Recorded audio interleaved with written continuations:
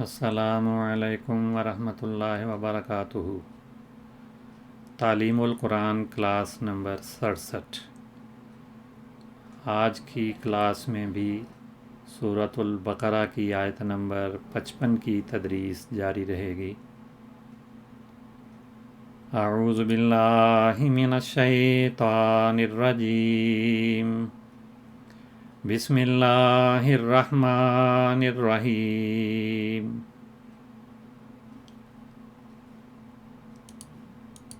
وَإِذْ قَالَ مُوسَىٰ لِقَوْمِهِ يَا قَوْمِ إِنَّكُمْ ظَلَمْتُمْ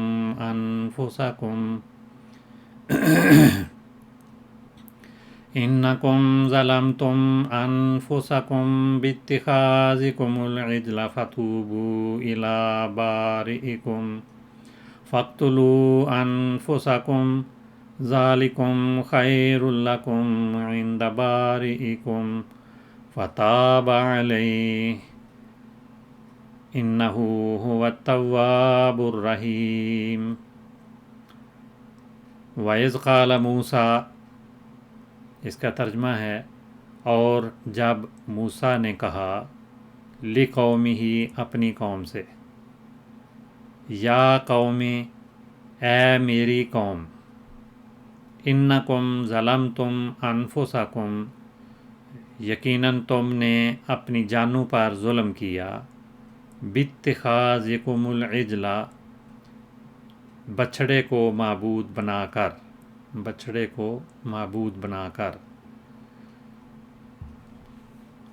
اور جب موسیٰ نے اپنی قوم سے کہا، اے میری قوم، یقیناً تم نے بچھڑے کو معبود بنا کر اپنی جانوں پر ظلم کیا، فتوبو پس تم توبہ کرتے ہوئے متوجہ ہو، الی بارئکم اپنے پیدا کرنے والے کی طرف، پس توبہ کرتے ہوئے اپنے پیدا کرنے والے کی طرف متوجہ ہو، فاقتلوا انفسکم پس یا اور تم اپنے نفوس کو قتل کرو، ذالکم یہ خیر لکم تمہارے لیے بہتر ہے، عند بارئکم تمہارے پیدا کرنے والے کے ہاں، تمہارے پیدا کرنے والے کے نزدیک، ذالکم خیر لکم عند بارئکم یہ تمہارے لیے تمہارے پیدا کرنے والے کے نزدیک بہت بہتر ہے۔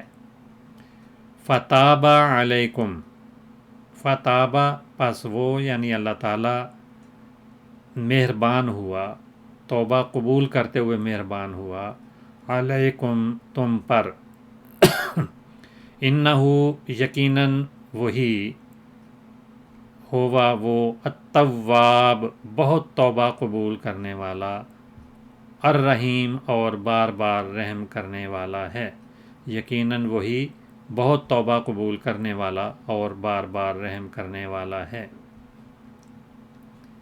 ابتدائی حصہ ہم نے گزشتہ کلاس میں پڑھ لیا تھا، اس سے آگے ہم چلتے ہیں۔ انکم ظلمتم انفسکم، ان یہ حرف مشبہ بالفعل ہے، اور حروف مشبہ بالفعل جو ہیں چند ایک ہیں، وہ کیا کرتے ہیں، کوئی بھی حرف مشبہ بالفعل ہو تو وہ ایک جملے پر داخل ہوتے ہیں جو جملہ اسمیہ ہوتا ہے، اور جملہ اسمیہ میں سے جو مبتدا اور خبر دو حصے کم از کم ہوتے ہیں، تو مبتدا جو ہے وہ اس حرف کا اسم کہلاتا ہے، اور یہ اپنے اسم کو نصب دیتا ہے، اور جو خبر ہے اس کو رفع دیتا ہے، اور کلام کے ابتدا میں عام طور پہ آتا ہے، جیسے ان ربی لغفور الرحیم، ربی لغفور الرحیم، اگر ان نہ ہو تو یہ جملہ اسمیہ ہے، کیونکہ یہ مبتدا اور خبر سے مل کر جملہ بنا ہے۔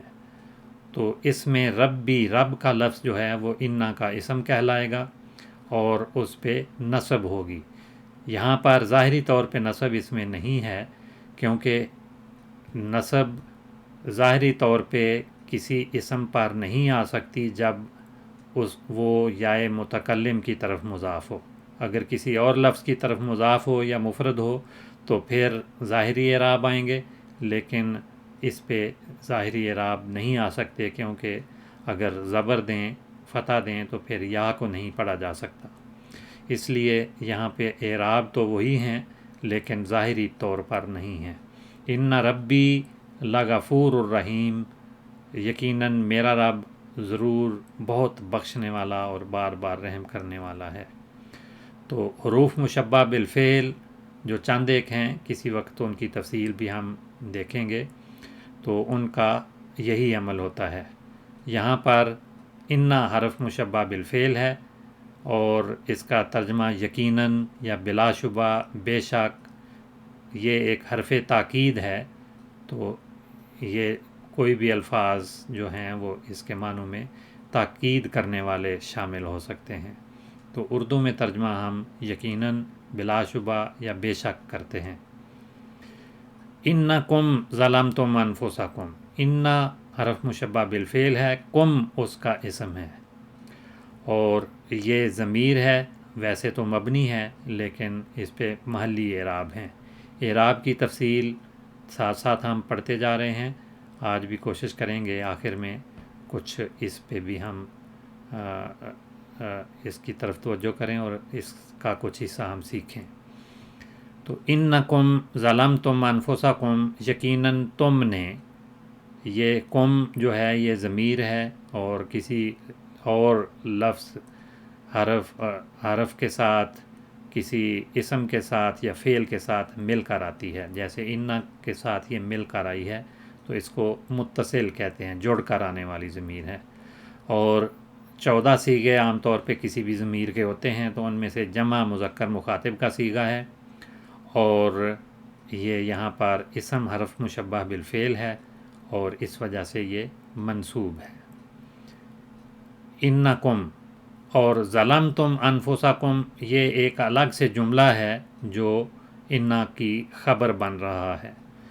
تو بہرحال ظلمتم فعل ماضی ہے، فعل ماضی معروف، اور اس کے اندر تم جو ہے وہ ضمیر ہے جو فاعل بن رہی ہے، اور فاعل ہمیشہ مرفوع ہوتا ہے، تو یہ ضمیر مرفوع ہے اور جمع مذکر مخاطب کا صیغہ ہے. ظلمتم کی بحث ہم پہلے بھی پڑھ چکے ہیں، آج پھر دیکھتے ہیں. ظلم یظلم ظلمن و ظلمن، یہ فعل اس سے آتا ہے. ظلمن ظلمن اس کے مصادر ہیں اور اس کا اسم فاعل ظالم بنتا ہے، اور ظلام بھی انہی معنوں میں آتا ہے، لیکن یہ مبالغے کا صیغہ کہلاتا ہے اور مذکر اور مؤنث دونوں کے لیے استعمال ہوتا ہے. اور ظلوم بھی اسی طرح سے فاعل کے معنی دینے والا اسم بنتا ہے. مفعول کے لیے مظلوم کا لفظ آتا ہے، اور اس مادے میں ظالم یظلم فعل جو ہے اس کے معنی ہوتے ہیں کسی پر ظلم کرنا اور اسے انصاف نہ دینا. یہ عدل کا الٹ ہے. عدل انصاف، اور ظلم اس کے برعکس کوئی بھی جو عمل ہو وہ ظلم کہلاتا ہے. اسی مادے سے ایک اور صیغہ ظالم یظلم ظالمن بھی بنتا ہے. ظالمن اس کا مصدر آئے گا، اس کے معنی کچھ مختلف ہو جاتے ہیں. اس کا فاعل ظالمن کے وزن پہ عام طور پہ فاعل کے معنی دینے والا لفظ آتا ہے، اور اس کے معنی ہوتے ہیں رات کا تاریک ہو جانا یا سیاہ ہونا یا تاریکی والا ہونا. اور الظلام اور الظلمہ دونوں کے معنی تاریکی کے ہیں. تو مادہ وہی ہے، باب مختلف ہے، مصدر مختلف ہے، اور اس کے معنی تبدیل ہو جاتے ہیں. تو انکم ظلمتم، یقیناً تم نے ظلم کیا. اب اس ضمیر کا ترجمہ ہم عام طور پہ نہیں کرتے، کیونکہ پہلے جو ضمیر آ چکی ہے اس کی طرف اس کا مرجع ہے، اور اسی کا ترجمہ ہم کر کے اس پہ کفایت کرتے ہیں. انفس، یہ ظلمتم کا مفعول بہ بن رہا ہے. مفاعیل کئی قسم کے ہوتے ہیں تو اس کو مفعول بہ کہتے ہیں. تو بہرحال یہ انفس جو ہے یہ ظلمتم جو فعل آیا تھا اور اس کے ساتھ فاعل اس کا شامل تھا، اور یہ مفعول ہے، مفعول ہونے کی وجہ سے یہ منصوب ہے. اور یہ مضاف بھی بن رہا ہے، اور مضاف الیہ اس کے بعد انفسکم ہے، کم کا جو ضمیر آئی ہے وہ مضاف الیہ اس کے بن کر اس سے مل کر ایک مرکب بنا رہی ہے جسے مرکب اضافی کہتے ہیں۔ انفس کی تفصیل ہم پہلے پڑھ چکے ہیں، دہرائی کر لیتے ہیں۔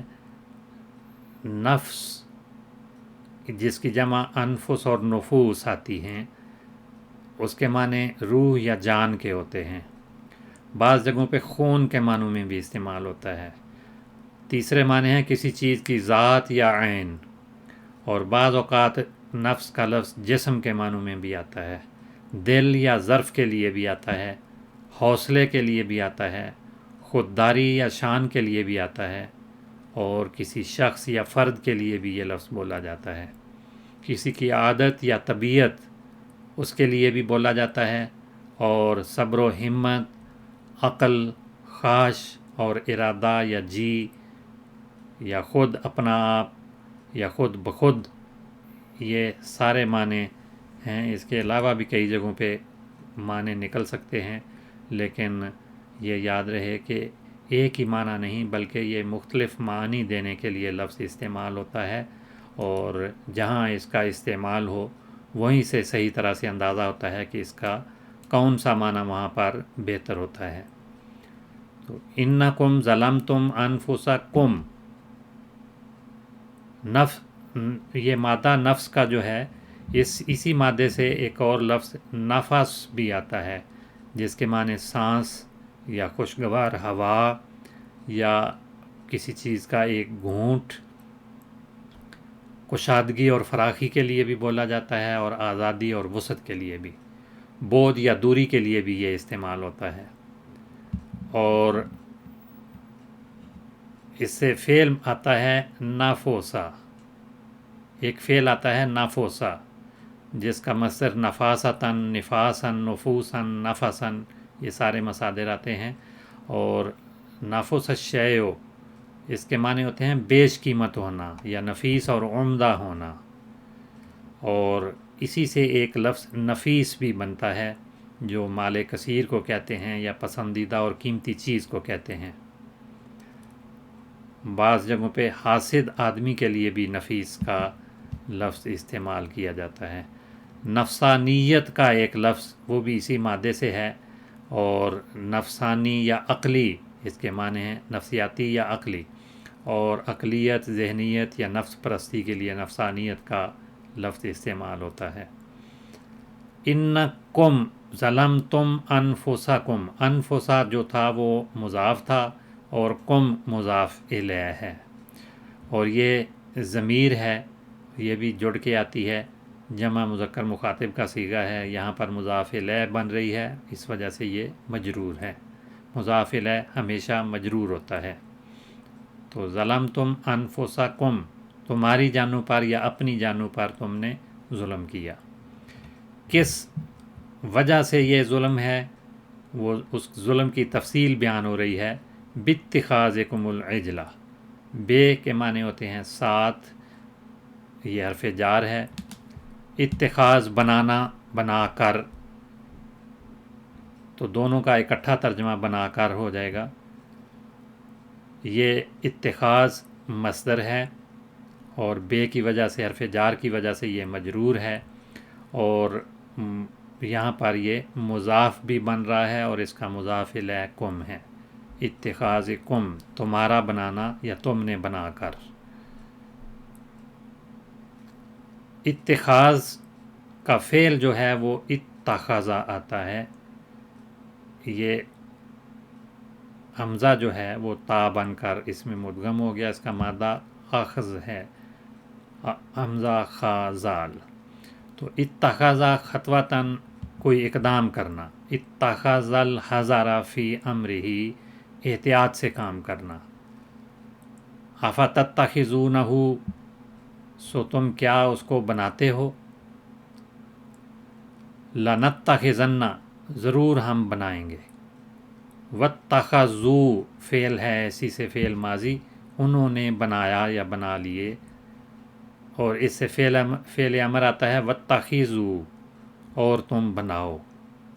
اسی سے ثلاثی مجرد کا صیغہ اگر لیتے ہیں تو وہ ہے اخذا، حمزہ خازال، اخذ الشیء اخذن و تاخازن و ماخذن، تو یہ 3 مصادر ہیں یہاں۔ الشیء جو ہے وہ اخذا کا مفعول ہے، کسی چیز کو لینا یا پانا، حاصل کرنا، وصول کرنا، یہ اس کے لغوی معنی ہیں۔ تو باتخاذکم، تمہارے بنانے سے یا تم نے بنا کر، تو کم جو ہے یہ ضمیر متصل جمع مذکر مخاطب کا صیغہ ہے اور مضاف الیہ ہے، اس وجہ سے یہ مجرور ہے، ظاہری کوئی علامت نہیں ہے۔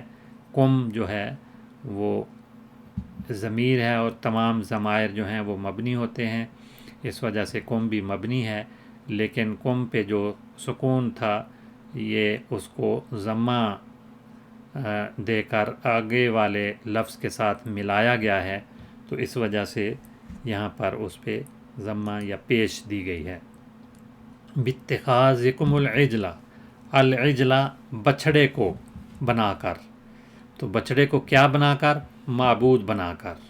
اگر معبود نہ بنایا جاتا تو بچھڑا بنانا کوئی جرم نہیں تھا، لیکن اسے معبود بنا کر شرک کیا گیا ہے، اس بنا پر یہ ان کا ایک جرم ٹھہرا۔ تو اجلا بچھڑے کو معبود بنا کر، یہ معبود کا مفہوم یہاں پر شامل ہے، اس کے لیے کوئی لفظ بیان نہیں ہوا، تو اس وجہ سے اس کو بریکٹ میں رکھا گیا ہے۔ تو یہ اجل کا لفظ جو ہے یہ اسم ہے، واحد کا صیغہ ہے اور مذکر ہے، اور یہاں پر مفعول ہے، اس وجہ سے یہ منصوب ہے، اور اس کو نصب دینے والا جو عامل ہے وہ اتخاذ ہے، وہ مصدر ہے، اور مصدر بھی یا بعض اسماء مشتقہ مصدر سے بننے والے جو دیگر اسماء ہوتے ہیں وہ بھی فعل جیسا عمل کرتے ہیں، اور وہ عمل کے نتیجے میں اپنے عامل یا فاعل کو رفع دیتے ہیں اور مفعول یا معمول کو وہ نصب دیتے ہیں۔ تو یہاں پر اجل کو اتخاذ نے نصب دی ہے، بچھڑے کو معبود بنانا، تمہارا معبود بنانا۔ اجل جو ہے اس کی جمع عجول آتی ہے، اور اس کے معنی بچھڑا یا گوسالہ۔ اس کا فعل آجالا، آجالن و آجالتن، کئی معانی آتے ہیں، مختلف افعال استعمال ہوتے ہیں۔ تو آجالا کے معنی جلدی کرنے یا لپکنے کے ہوتے ہیں، اور جلد باز ہونا یا عجلت پسند ہونا، دوڑ کر آنا یا جلدی آنا بھی اس کے معنوں میں شامل ہے۔ عاجل کہتے ہیں وہ چیز جو جلدی مل جائے یا جلدی آ جائے، فوراً اس کے معنی بنتے ہیں، یا ابھی، جلدی۔ اس کی ضد جو ہے وہ اجل ہے، حمزے کے ساتھ، یہی فرق ہے، عین کے ساتھ ہو تو جلدی، اور حمزہ کے ساتھ عاجل ہو یا اجل ہو تو اس کے معنی دیر کے یا مدت کے یا تاخیر کے ہوتے ہیں۔ تو اجل کے معنی بعد میں یا دیر سے، اور اجل عین کے ساتھ ہو تو اس کے معنی جلدی ملنے والی چیز۔ اسی سے عام طور پر استعمال ہوتا ہے عاجلاً او عاجلاً، عاجلاً جلدی آنے والی بات یا کام یا موقع، اور عاجلاً جو دیر سے آئے، تو جلد یا بدیر اس کا ترجمہ بنتا ہے۔ عاجلہ اس کی عاجل کی مؤنث ہے، اور اس کے معنی جلدی ملنے والی چیز یا موجودہ وقت یا دنیا کے لیے بھی یہ لفظ استعمال ہوتا ہے، اور آخرت کی ضد یا اس کا نقیض ہے، آخرت کے مقابلے میں عاجل، یہ دنیا کے معنوں میں بھی یہ لفظ آتا ہے، جلدی آنے والی چیز۔ اسی سے ایک فعل استعجل بھی آتا ہے، جس کے معنی جلدی کرنے کے ہوتے ہیں، جلد باز ہونا، عجلت پسند ہونا یا عجلت کو ظاہر کرنا، اور اس کا مصدر استعجال ہے، فوری یا پیشگی یا بلا تاخیر یا ہنگامی اس کے معنی ہیں۔ اسی طرح جلد بازی سے کوئی کام کرنا، اس کے لیے بھی استعجال آتا ہے، اور تیار چیز کے لیے بھی یہ لفظ آتا ہے۔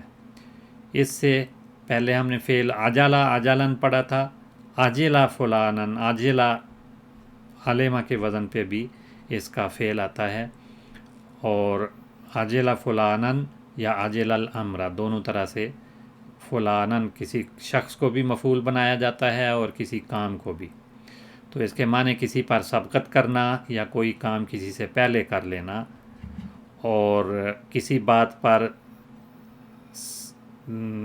کسی اور سے آگے بڑھ جانا، اس سے پہلے کام کر لینے کے لیے یہ لفظ آتا ہے. اسی سے یہ عاجل کا لفظ ہم نے پہلے پڑھا ہے. اور ایک فعل سے عجلا بھی آتا ہے، عجلا للضیف، قرآن مجید میں جو آیا ہے حضرت ابراہیم علیہ السلام کے لیے کہ مہمانوں کے لیے انہوں نے کھانا پیش کیا، تو اسی مفہوم میں یہ عجلا للضیف، مہمان کے لیے جو کچھ بھی حاضر ہو اس کو پیش کر دینا یا جلدی سے تیار کیا ہوا کھانا پیش کرنا، وہ اس کے لیے بھی عجلا للضیف اسی میں مفہوم شامل ہے. عجلا فلانن، اگر کوئی شخص اس کا مفعول بنے اس فعل کا، تو اس کے معنی کسی پر سبقت لے جانا یا کسی سے پہلے کوئی کام کرنا، یا کسی سے کوئی کام جلدی کروانا، یا کسی کام میں جلدی کرنے کو کہنا، یا کسی کو اکسانا اور جوش دلانا، اس کے لیے یہ آتا ہے. اسی طرح سے تعجلہ بھی ایک فعل ہے جس کے معنی جلدی کرنا یا تیزی دکھانا ہے. باتخاذکم العجل، بچھڑے کو معبود بنا کر. تو عجل کی تفصیل ہم نے اس مادے سے جو فعل آتے ہیں وہ سیکھی.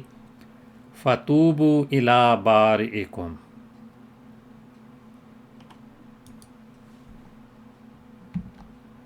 یہ چونکہ بحث لمبی ہو جائے گی اس لیے آج کی کلاس ہم کلاس کے اس حصے کو اسی پہ مکمل کرتے ہیں.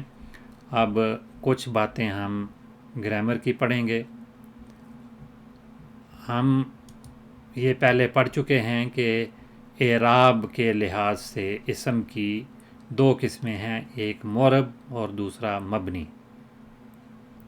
تو جو اسماء معرب ہوتے ہیں، مبنی کی تفصیل بھی ہم کئی دفعہ پڑھ چکے ہیں. جو اسماء معرب ہیں وہ ان پہ اعراب کس طرح سے آتے ہیں، ان کی اعراب کی نشانیاں کیا کیا ہیں. تو یہ یاد رہے کہ اسم کے اعراب تو تین ہیں، رفع، نصب اور جر. اور یہ رفع، نصب اور جر تینوں اعراب کئی شکلوں میں آتے ہیں. کبھی یہ حرکت کی صورت میں آتے ہیں، کبھی حرف کی صورت میں آتے ہیں، کبھی یہ اعراب لفظی ہوتے ہیں اور کبھی تقدیری ہوتے ہیں. اس لحاظ سے اسم کے اعراب کی یا معرب اسم کی 12 قسمیں بنتی ہیں.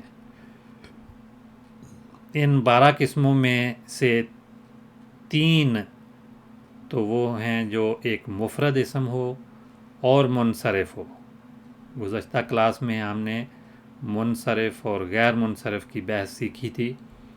تو منصرف تو وہ ہے جس پہ تینوں حرکات آ سکتی ہیں، اور غیر منصرف وہ ہے جس پہ کسرہ نہیں آتی بلکہ جر کی علامت کے طور پہ فتح اس میں آتی ہے آخر میں. تو یہ اعراب کی بحث جو ہم پڑھتے ہیں یہ کسی بھی اسم کے آخری حرف کی جو حرکات ہیں یا اس کی حالت ہے اس کو اعراب کہا جاتا ہے. تو یہ جو اعراب آتے ہیں یہ ان کی 12 قسمیں بنتی ہیں.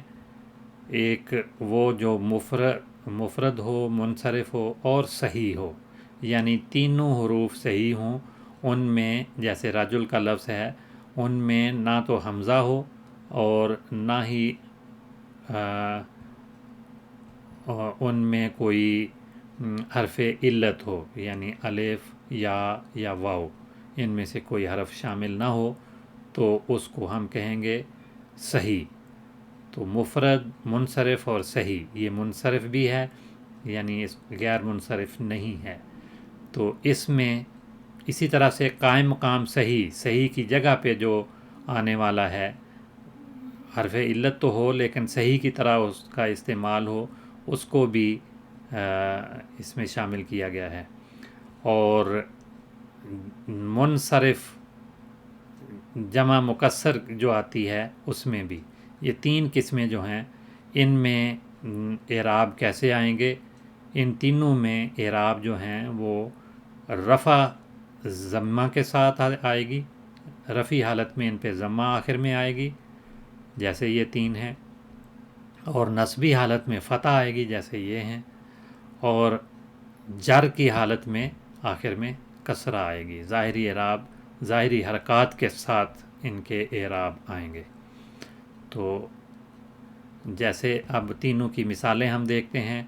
مفرد منصرف صحیح کی مثال ہے جاء رجل، جاء کا فاعل رجل بنا ہے اور فاعل ہمیشہ مرفوع ہوتا ہے، تو رفع کی علامت کے طور پہ آخر میں ضمہ یا پیش آئی ہے۔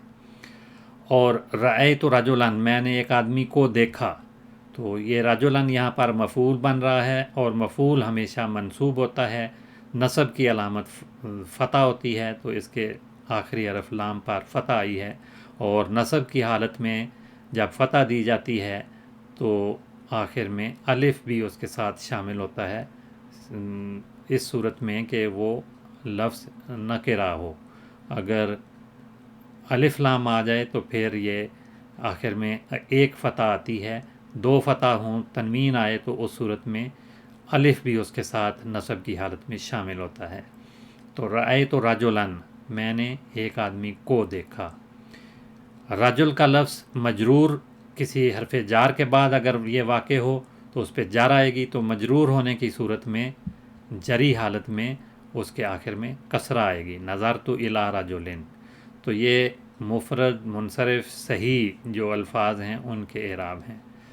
اور قائم مقام صحیح یعنی ضبیون، یہ صحیح نہیں ہے لیکن قائم مقامی صحیح کی کر رہا ہے، اس لیے اس پہ بھی اسی طرح سے اعراب تینوں آئیں گے، یعنی رفع جو ہے وہ ضمہ کے ساتھ، نصب جو ہے وہ فتح کے ساتھ، اور جر جو ہے وہ کسرہ کے ساتھ آئے گی۔